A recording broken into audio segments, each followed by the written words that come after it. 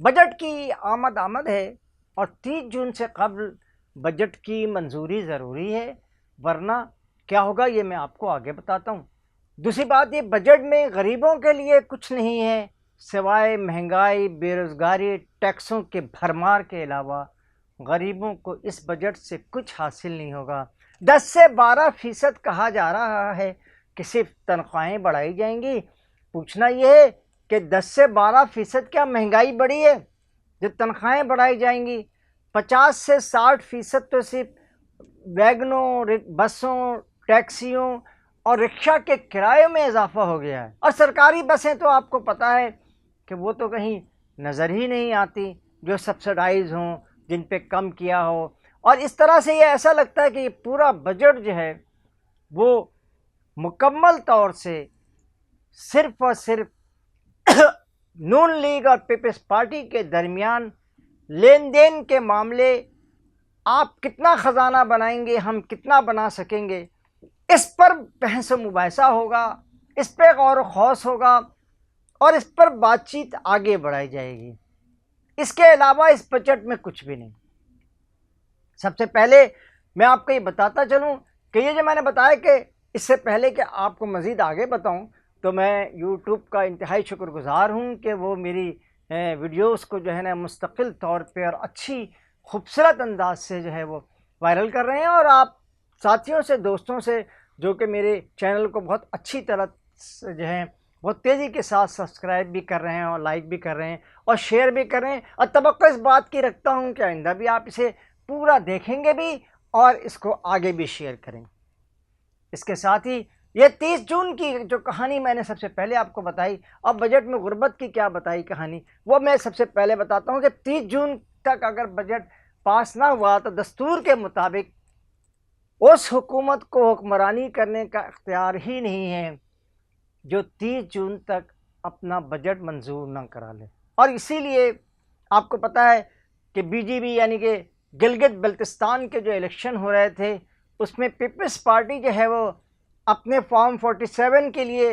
جو ہے وہ بلاول صاحب نے شاید کہہ رکھا تھا وہاں کے امیدواروں سے کہ اس کی آپ فکر نہ کریں اور فارم 45 کے تحت آپ کو جیت ملے گی، اور یقینی طور پہ پیپلز پارٹی کو وہاں پہ 10 سیٹیں میں سے 9 یا 10 کے قریب مل گئی ہیں، اور نون لیگ کے بھی 5-6 ہیں، تو یہ بنا کر کے 24 میں یہ ساری کی ساری سیٹیں مل جائیں گی، ورنہ پھر 6-7 سیٹیں جو ہے وہ آپ کے اسٹیبلشمنٹ کے پاس بھی ہیں، وہ بھی ادھر ادھر سے ملا جلا کے مل جائیں گی۔ لیکن اس سے پہلے پیپلز پارٹی نے یہ ضرور منوا لیا ہے کہ یہ جو کراچی کا جو معاملہ ہے، جو کراچی کے بارے میں جو بات چیت ہو رہی ہے 28ویں ترمیم میں، اس کا کہیں کوئی ذکر نہیں۔ وفاقی گورنمنٹ ایک فنڈ دینا چاہتی تھی کراچی کو جس سے کراچی میں ترقیاتی کام ہوں، اسے بھی پیپلز پارٹی جو ہے وہ اپنے لیے مختص کر رہی ہے، اور تقریباً راضی یہ ہوئی ہے کہ 17.5 ارب روپے جو ہے وہ پیپلز پارٹی جو ہے، اور پورے جو صوبوں کی ہے اس میں وہ پیپلز پارٹی NFC میں اپنا دفاعی جو وہ ہے آپ کا بجٹ ہے اس میں وہ دے گی۔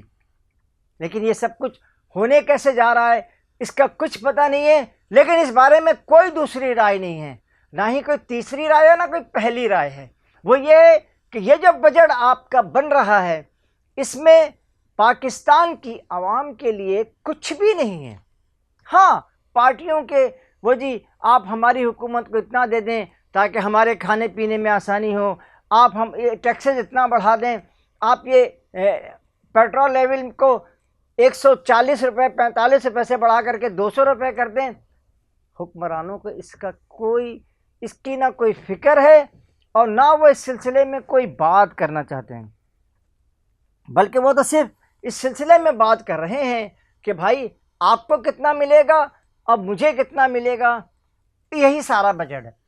اس لیے یہ کہنا کہ بجٹ سے غربت ختم ہوگی، بے روزگاری ختم ہوگی، معیشت بہتر ہوگی، نہیں۔ ہاں، یہ ضرور ہے کہ پیپلز پارٹی کے جو سربراہان ہیں پیپلز اور نون لیگ کے جو کرتا دھرتا ہیں ان کو کتنا پیسہ ملے گا اور ان کے پاس کتنی آمدنی میں اضافہ ہو، بس اتنا بجٹ ہے۔ اب آئی ایم ایف سے قرض لیں یا آئی ایم ایف کو قرض واپس کریں، یہ دونوں صورتوں میں آپ کے لیے صرف ایک ہی راستہ ہے عوام کے لیے کہ وہ کمائے جائے، بجلی کے بلوں میں دیا جائے، پیٹرول کے لیول کو کلیئر کیا جائے، اور پھر پورے مہینے کی 25-26 تاریخ کو ہاتھ ملتا رہ جائے کہ اس کے ہاتھ کچھ بھی نہیں آئے۔ لیکن اس دوران جو صورتحال سامنے آ رہی ہے وہ یہ آ رہی ہے کہ کیا یہ ملک اسی طرح ہی چلتا رہے گا؟ اس ملک کی عوام کو کبھی بھی کسی نے کچھ دینا دلانا نہیں ہے، یا خالی کی خالی یہ بجٹ بنانے کی کہانی، بجٹ لانے کی کہانی، بجٹ کو منظور کرانے کی کہانی، یہ ساری کی ساری کہانیاں جو ہیں وہ صرف اسی لیے ہیں؟ یہ پیپلز پارٹی نے وہاں سے بھی جیتا ہے، گلگت بلتستان سے جی بھی گئے، یہ بھی معاہدے کے تحت ہے، یہ بھی کسی نہ کسی طرح فارم 47 کی پیداوار ہے، اور اس کے بعد 27 کو آزاد کشمیر میں ہونے والے انتخابات میں بھی وہ وہاں بھی اپنا وزیر اعظم لانا چاہتی ہے۔ بس تم ادھر کھا لو، ہم ادھر بانٹ لیں، تو مجھے دیکھ لے میں تجھے دیکھ لوں، اور دیکھنے کا مزہ آج کی رات ہے۔ یہی سارا بجٹ ہے۔ اس وقت تاجر اور صنعت کار جو ہیں وہ بے انتہا پریشانی کے عالم میں، جو مختلف کلاسز جو آئی ہیں، مختلف جو بجٹ میں جو فائنانس بل میں جو ایجنڈا لایا جا رہا ہے، لوگوں کو بجٹ میں مزید ٹیکس نافذ کیے جا رہے ہیں، اس سے تاجر سراج قاسم تیلی اور آپ کے سراج قاسم تیلی کی گروپ جو ہے بی ایم جی، اس کے جو سربراہ ہیں زبیر موتی والا، انہوں نے بھی اس پر اظہار ہے، اور federation chamber of commerce and industries Pakistan کے صدر محترم جناب اکرم شیخ نے بھی اس بجٹ پہ بڑے خدشات کا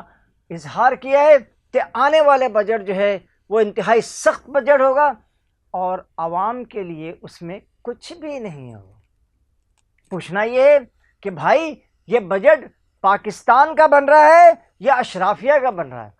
یہ بجٹ عوام کا بن رہا ہے یا خاص کا خواص کا بن رہا ہے؟ جو خاص لوگ ہیں، جو پیپلز پارٹی میں ہیں، جو نون لیگ میں ہیں، جو ایم کیو ایم میں کہ پاکستان میں ہیں، یہ سارا بجٹ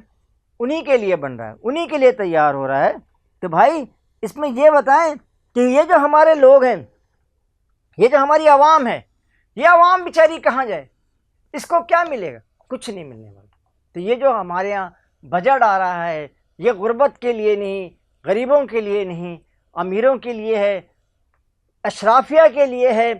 اور جو نان و شبینہ کو محتاج ہیں ان کے لیے نہیں ہے۔ یہ کھربوں کا بجٹ ہوگا جس کو آئی ایم ایف منظور کر کے دے کے جا چکی ہے، لیکن اس میں گنتی پوری کرنے کے لیے بھی اربوں روپے کی ایک دوسرے کو سبسڈی دی جائے گی۔ سبسڈی کے نام پہ یہ جو بلتستان جی بی کے گلگت بلتستان کے عوام کے لیے جو الیکشن ہوا ہے، کیا اس الیکشن سے ان کو بھی کچھ ملنے والا ہے؟ غریبوں کو بھی وہاں کا نہیں۔ اور کشمیر میں جو صورتحال اس وقت ہو رہی ہے وہ تو میرے اور آپ سے ڈھکی چھپی نہیں ہے۔ وہاں تو اسٹیٹ کے خلاف جو ہے بغاوت جو ہے وہ شامل کی گئی ہے، اور اس وقت وہاں کے حالات جو ہیں وہ ہم سے زیادہ، گو کہ اسٹیٹ نے بہت سخت اقدامات کیے ہیں، کشمیر کی عوام ان کے ساتھ نہیں ہے، لیکن یہی وہ صورتحال جو کشمیر میں ہے، یہاں بھی کم از کم غریبوں کے لیے، غربت کے لیے، غربت کے خاتمے کے لیے، اور غریب عوام کو کچھ نہ کچھ دینے دلانے کی باتیں جو ہیں نہ جانے کیوں نہیں ہوتی، بس ہو رہی ہیں تو صرف یہ ہو رہی ہے کہ جی ہم وہاں جیت لیں، تم یہاں جیت لو، اور ادھر سے ادھر کر دو، اور ادھر سے ادھر کر دو۔ اب آپ کو میں ایک اور بات بتاؤں کہ اس بجٹ کو دو طرح کے ٹیکسوں کا سامنا ہے۔ پہلا ٹیکس تو یہ ہے کہ آپ کا شارٹ فال ہے 86 ارب روپے، اور دوسرا جو آپ پر بوجھ لادا جائے گا عوام پر وہ نئے ٹیکسز میں، یعنی ٹیکس کی شرح میں اضافہ ہے۔ اس لیے اب یہ شرح کو شرعی بنا لیں اور شرعی کو شرح بنا لیں، لیکن دونوں صورتوں میں عوام کے لیے کچھ بھی نہیں اس بجٹ میں۔ اس کے ساتھ ہی قاضی جاوید آپ سے اجازت چاہتا ہے، اللہ نگہبان۔ اور ہاں ایک بات بتاتا چلوں آخر میں کہ محمد اورنگزیب صاحب شاید یہ اپنا آخری بجٹ پیش کریں، اس لیے کہ شاید اب اسٹیبلشمنٹ کو ان کی ضرورت نہیں ہے۔ اللہ حافظ، السلام علیکم۔